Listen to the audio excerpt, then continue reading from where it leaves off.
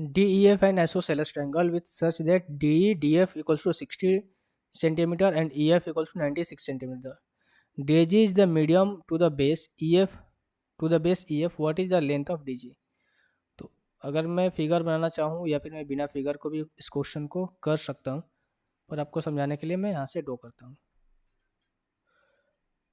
ये रहा भाई, और यहाँ से एक और मैं लाइन को ड्रॉ करता हूँ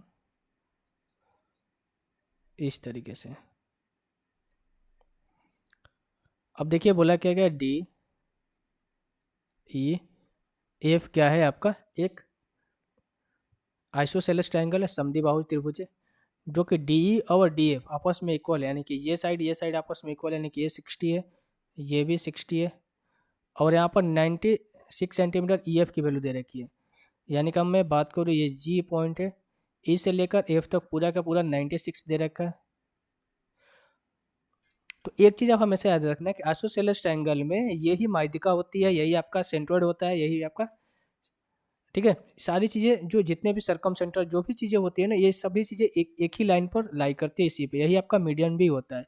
तो जब हम यहाँ से कोई लाइन को ड्रॉ कर रहे हैं इस लाइन पर, तो ये दो इक्वल पार्ट में डिवाइड करती है। मीडियम का काम ही होता है दो इक्वल पार्ट में डिवाइड करना, और यहाँ पर बोल के रखा है कि एक माध्यिका है, ठीक है। डीजी जो है ईएफ पे एक माध्यिका है, तो दो इक्वल पार्ट में डिवाइड किया, यानी कि ये वैल्यू भी 48 होना चाहिए और ये वैल्यू भी 48 होना चाहिए।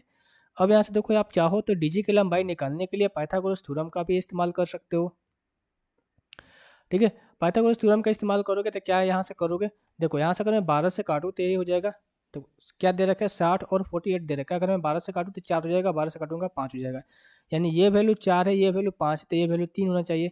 बट ये 3 होना चाहिए, ठीक है, क्योंकि 3 4 5 का ट्रिपलेट फॉर्म होता है।